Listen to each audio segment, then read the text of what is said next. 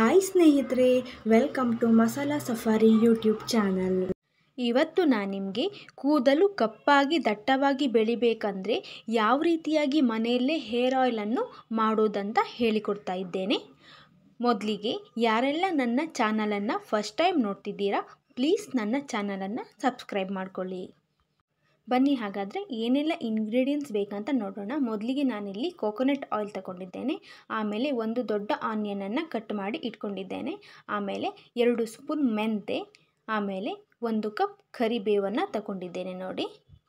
ಅದಾದಮೇಲೆ ಹೈಬಿಸ್ಕಸ್ ಫ್ಲವರನ್ನು ತಗೊಂಡಿದ್ದೇನೆ. ಆಮೇಲೆ ಹೈಬಿಸ್ಕಸ್ ಲೀವ್ಸನ್ನು ತಗೊಂಡಿದ್ದೇನೆ.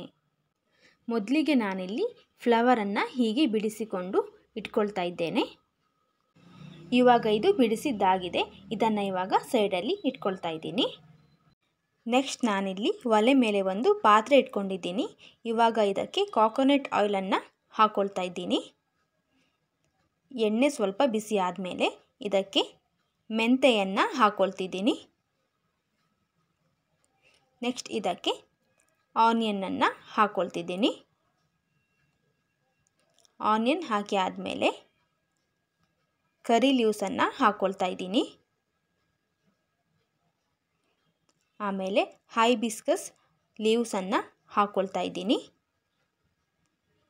ನೆಕ್ಸ್ಟ್ ಇದಕ್ಕೆ ಹೈಬಿಸ್ಕಸ್ ಫ್ಲವರನ್ನು ಹಾಕ್ಕೊಳ್ತಾ ಇದ್ದೀನಿ. ಇವಾಗ ಇದನ್ನು ಚೆನ್ನಾಗಿ ಮಿಕ್ಸ್ ಮಾಡ್ಕೊಳ್ಳೋಣ.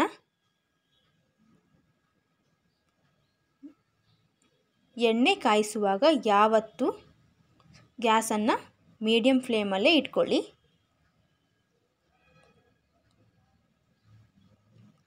ಈ ಎಲ್ಲ ಇಂಗ್ರೀಡಿಯೆಂಟ್ಸು ಎಣ್ಣೆಯಲ್ಲಿ ಚೆನ್ನಾಗಿ ಬೆರಿಬೇಕು. ಗ್ಯಾಸ್ ಫಾಸ್ಟ್ ಇದ್ದರೆ ಇಂಗ್ರೀಡಿಯೆಂಟ್ಸ್ ಎಲ್ಲ ಬೇಗ ಸೀದು ಹೋಗುತ್ತೆ. ನೋಡಿ ಎಷ್ಟು ಚೆನ್ನಾಗಿ ಕುದೀತಾ ಇದೆ ಅಂತ. ನೋಡಿ ಕಲರ್ ಬಿಡ್ತಾ ಇದೆ. ಇವಾಗ ಇದು 20 ನಿಮಿಷ ಆಗಿದೆ. ಇವಾಗ ನೋಡಿ ಎಷ್ಟು ಚೆನ್ನಾಗಿ ಬಂದಿದೆ ಅಂತ.